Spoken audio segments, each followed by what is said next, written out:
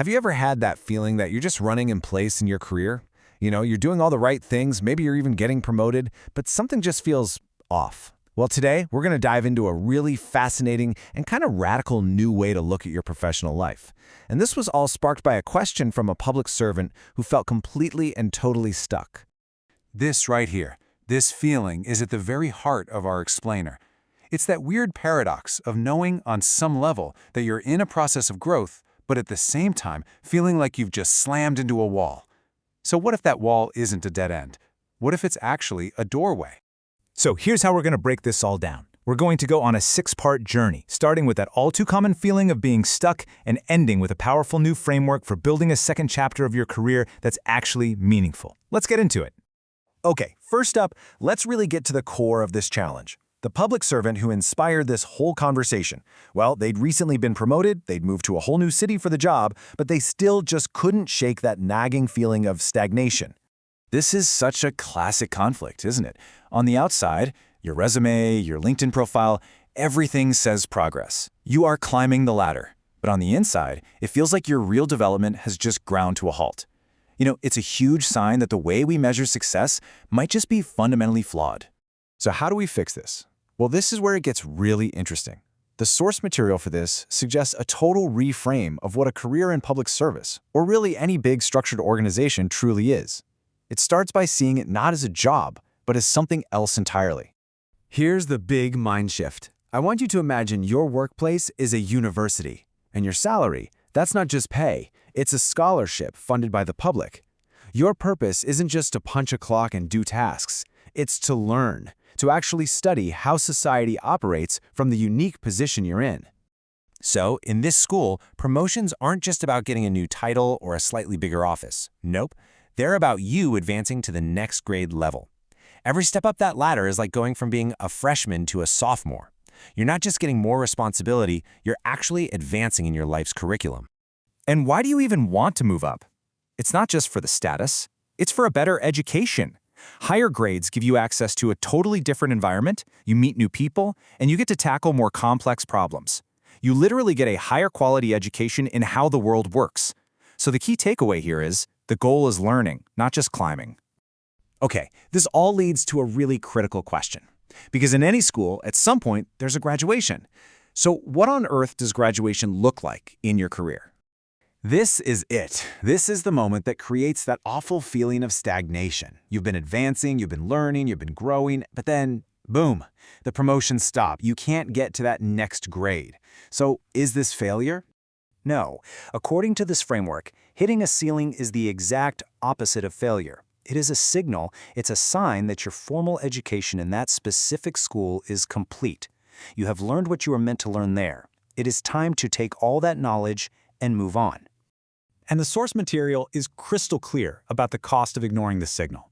To stay in a role where your growth is just flatlined, all for the sake of a steady paycheck, is to literally waste your most precious resource, your time. You've graduated. It's time to leave campus.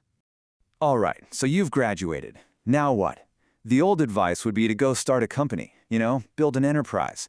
But we are in a completely new era, and the rules of the game have totally changed. Let's do a super quick history of work. First, we had the age of commerce, just simple buying and selling. Then came the age of the enterprise, which was all about growth and expansion. That really defined the last century. But today, we've entered a brand new era, the age of the purpose-driven business. This slide really lays out the core difference. The old model, the enterprise, its primary goal was just to get bigger and bigger. But a modern business, in the way our source defines it, plays by a different set of rules. Its goal is to provide a direct benefit to society. And its most important resource isn't just talent, it's a powerful, guiding ideal. Now this is a really provocative claim, I know, but it highlights a massive shift. Trying to build one of those old-school, growth-at-all-costs enterprises today is, according to the source, a recipe for failure. But building a purpose-driven business in this new sense, that is a guaranteed path to success. So what do these purpose-driven businesses actually look like? Well, the argument is that all meaningful work in the future is going to fall into one of just 3 distinct categories. And here they are. These are the pillars of the new economy: welfare, education, and culture. And we're not just talking about them as sectors, but as true, purpose-driven missions designed to directly improve people's lives and well-being.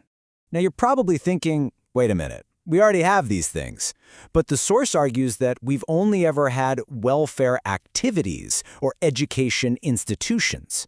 We haven't yet created a true education business, as it's being defined here, one that fundamentally serves humanity's deep need for learning. And the same goes for welfare and culture.